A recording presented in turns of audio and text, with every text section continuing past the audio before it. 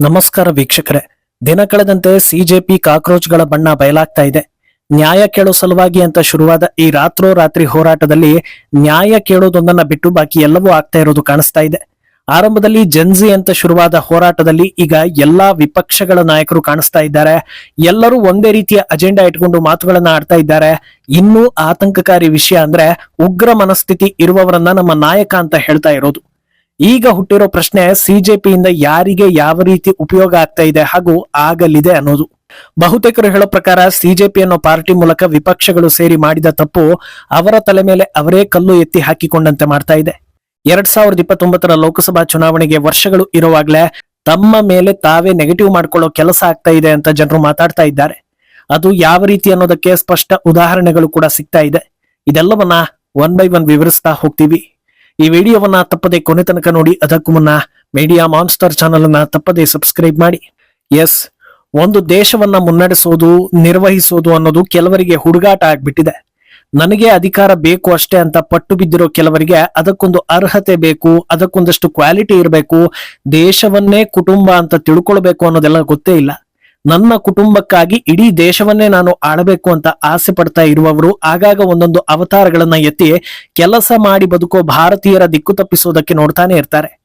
ಈಗ ಆ ಸಾಲಿಗೆ ಜಿರಳೆ ಪಕ್ಷ ಸೇರ್ಪಡೆಯಾಗಿದೆ. ಹೆಸರಿನಿಂದಲೇ ಜನರನ್ನ ಡಿಸ್ಟರ್ಬ್ ಮಾಡ್ತಾ ಇರೋ ಈ ಪಕ್ಷ ದಿನ ದಿನಕ್ಕೂ ನಾಟಕವಾಡ್ತಾ ಇದ್ದು ಈಗ ಕ್ರಿಮಿನಲ್ಗಳ ಓಲೈಕೆವರೆಗೆ ಹೋಗಿದೆ.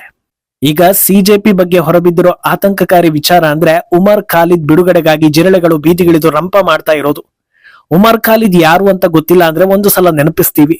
ಹಲವು ವರ್ಷಗಳ ಹಿಂದೆ JNU ನಲ್ಲಿ ಭಾರತವನ್ನ ಪೀಸ್ ಮಾಡಬೇಕು, ಜಮ್ಮು ಕಾಶ್ಮೀರ ಪ್ರತ್ಯೇಕ ಆಗ್ಬೇಕು ಅಂತ ಕೂಗಾಡ್ತಾ ಇದ್ದವ. ಅಲ್ಲಿಂದ ಮುಂದೆ 2020ರಲ್ಲಿ ದೆಹಲಿ ಗಲಭೆಯಲ್ಲಿ ನೂರಾರು ಹಿಂದೂಗಳ ಹತ್ಯೆಗೆ ಕಾರಣ ಆಗಿ ಆ ಪ್ರಕರಣದ ಮಾಸ್ಟರ್ ಮೈಂಡ್ ಅಂತ ಗುರುತಿಸಿಕೊಂಡು ಈಗ ಜೈಲಲ್ಲಿರೋ ವ್ಯಕ್ತಿ. ಒಬ್ಬ ವ್ಯಕ್ತಿಯನ್ನ ಉಗ್ರಗಾಮಿ ಅಂತ ಗುರುತಿಸೋದಕ್ಕೆ ಇರೋ ಲಕ್ಷಣಗಳು ಎಲ್ಲವೂ ಈತನಲ್ಲಿವೆ. ಸಾಕಷ್ಟು ಜನರು ಉಗ್ರಗಾಮಿ ಅಂತಲೇ ಈತನನ್ನ ಗುರುತಿಸ್ತಾರೆ.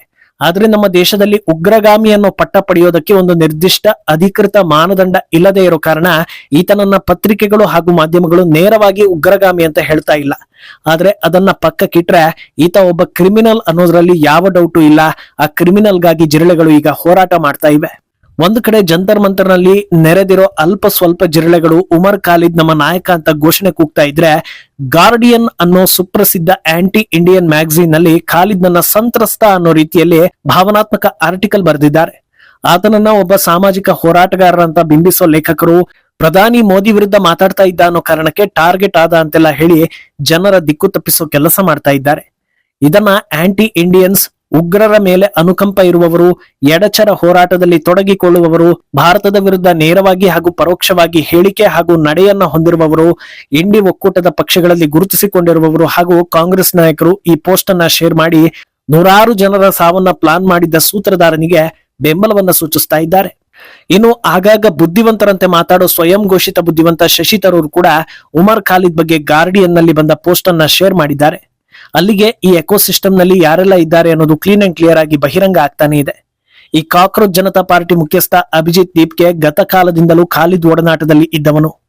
ಆಗಾಗ ಖಾಲಿದ್ ಬಿಡುಗಡೆ ಬಗ್ಗೆ ಪೋಸ್ಟ್ ಗಳನ್ನ ಮಾಡ್ತಾ ಇರುವವನು.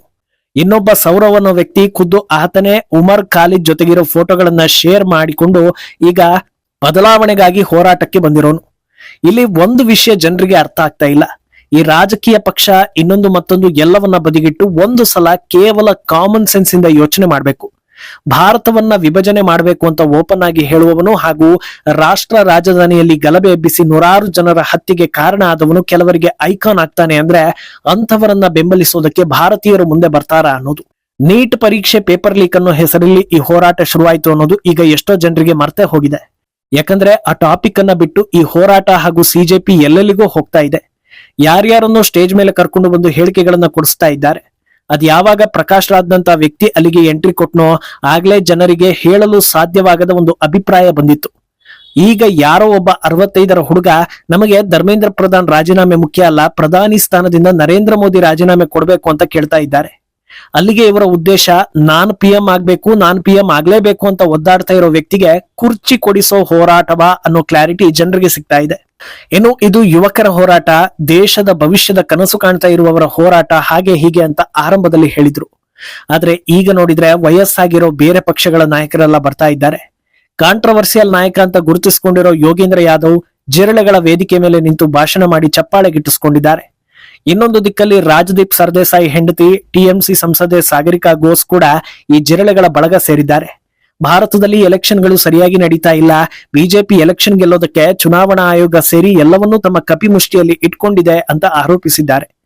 ಅಲ್ಲಿಗೆ ಇನ್ನೂ ಹೀನಾಯ ಸೋಲು ಬಾಧಿಸ್ತಾ ಇದೆ ಅಂತ ಜನರು ಮಾತಾಡೋ ಹಾಗಾಗಿದೆ. ಆದ್ರೆ ಇಲ್ಲಿ ಸಾಮಾನ್ಯ ಜ್ಞಾನ ಏನು ಅಂದ್ರೆ, ಗೋಲ್ಮಾಲ್ ಮಾಡಿ ಎಲೆಕ್ಷನ್ ಗೆಲ್ಲಬಹುದು, ಆದ್ರೆ ಟಿಎಂಸಿ ನಾಯಕರು ಮನೆಯಿಂದ ಹೊರಗೆ ಕಾಲಿಟ್ರೆ ಸಾಕು ಜನರು ಮೊಟ್ಟೆ ಎಸೆಯುವಷ್ಟು ಪ್ರೀತಿ ತೋರಿಸ್ತಾ ಇರೋದು ಯಾಕೆ ಅನ್ನೋದು ಅರ್ಥವಾಗದ ವಿಚಾರವಾಗಿದೆ. ಇನ್ನು ಹಲವು ವಿಚಿತ್ರ ಘಟನೆಗಳಿಗೂ ಕೂಡ ಈ ಹೋರಾಟ ಸಾಕ್ಷಿಯಾಗ್ತಾ ಇದೆ.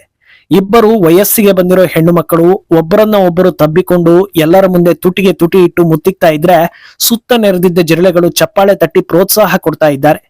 ಇದನ್ನ ನೋಡಿದ ಭಾರತೀಯರಿಗೆ ವಿಷಯ ಏನು ಅಂತ ಅರ್ಥವೇ ಆಗ್ತಾ ಇಲ್ಲ. ಈ ರೀತಿ ಸಮಲಿಂಗಿಗಳು ಮುತ್ತು ಕೊಟ್ರೆ ನೀಟ್ ಪೇಪರ್ ಲೀಕ್ ಆಗೋದು ನಿಂತು ಹೋಗುತ್ತಾ ಅಂತ ಕೇಳ್ತಾ ಇದ್ದಾರೆ. ಇನ್ನು ಈ ಹುಡುಗಿ ಕೆಲ ದಿನಗಳಿಂದ ಬಹಳ ಟ್ರೆಂಡಿಂಗ್ ನಲ್ಲಿದ್ದಾಳೆ. ಮೋದಿಗೆ ಪರೀಕ್ಷೆ ಅನ್ನೋ ಪದದಲ್ಲಿ ಪಿ ಅಂದ್ರೆ ಏನು ಅಂತ ಗೊತ್ತಾ, ಎಜುಕೇಶನ್ ನಲ್ಲಿ ಇ ಅಂದ್ರೆ ಏನು ಅಂತ ಗೊತ್ತಾ ಅಂತ ಕೇಳಿದ್ದ ಈಕೆ ಯಾವುದೇ ರ್ಯಾಂಕ್ ಸ್ಟೂಡೆಂಟ್ ಅಲ್ಲ, ಯಾವುದೇ ಕ್ಷೇತ್ರದಲ್ಲಿ ಸಾಧನೆ ಮಾಡಿದವಳಲ್ಲ, ಟೆಕ್ನಾಲಜಿ ಸ್ಪೋರ್ಟ್ಸ್ ಇದು ಯಾವುದೇ ಕ್ಷೇತ್ರಕ್ಕೂ ಇವಳಿಗೂ ಸಂಬಂಧ ಇದೆಯೋ ಇಲ್ವೋ ಗೊತ್ತಿಲ್ಲ. ಆದ್ರೆ ಸತತ 3ನೇ ಬಾರಿಗೆ ಭಾರತೀಯರಿಂದ ಆಯ್ಕೆಯಾಗಿರೋ ಪ್ರಧಾನಿ ಬಗ್ಗೆ ಹಗುರವಾಗಿ ಮಾತಾಡೋ ಇವಳು ಹಾಗೂ ಈಕೆ ಜೊತೆ ಇರೋ ಜಿರ್ಲೆ ನಮ್ಮ ಮೇಲೆ ಹಲ್ಲೆ ಆಗಿದೆ, 3 ಸ್ಟಿಚ್ ಹಾಕಿದ್ದಾರೆ ನೋಡಿ ಅಂತ ಕಣ್ಣೀರಿಟ್ಟಿದ್ರು. ಅದಾಗಿ 3ನೇ ದಿನಕ್ಕೆ ಮತ್ತೆ ಕ್ಯಾಮೆರಾ ಮುಂದೆ ಕಾಣಿಸ್ಕೊಂಡಿದ್ದಾರೆ, ಗಾಯವೂ ಇಲ್ಲ, ಸ್ಟಿಚ್ಚೂ ಇಲ್ಲ. ಇದನ್ನ ನೋಡಿ ವೈದ್ಯಕೀಯ ಲೋಕವೇ ಬೆಚ್ಚಿ ಬಿದ್ದಿದ್ದು ಜಿರಳೆಗಳಿಗೆ ಯಾವುದೋ ಒಂದು ಶಕ್ತಿ ಒಲಿದಿದೆ ಅಂತ ಕಂಗಾಲಾಗಿದ್ದಾರೆ. ಅಂತಿಮವಾಗಿ ಈ ಲೆವೆಲ್ಗೆ ಹೋರಾಟ ಮಾಡಿ ಅದೇನನ್ನ ಸಾಧಿಸೋದಕ್ಕೆ ಹೊರಟಿದ್ದಾರೆ ಅನ್ನೋದು ಜನರಿಗೆ ಅರ್ಥ ಆಗ್ತಾ ಇಲ್ಲ. ಇದು ಹೊಸ ಪಕ್ಷ ಅಲ್ಲ, ಎಲ್ಲ ಇಂಡಿ ನಾಯಕರ ಲಿಂಕ್ ಇರೋದು ಜನರಿಗೆ ಗೊತ್ತಾಗಿದೆ. ಕೇವಲ ಮೋದಿ ಹಾಗೂ ಸರ್ಕಾರವನ್ನ ವಿರೋಧಿಸೋದೇ ಇವರ ಅಜೆಂಡಾ ಅನ್ನೋದು ಗೊತ್ತಾಗಿದೆ.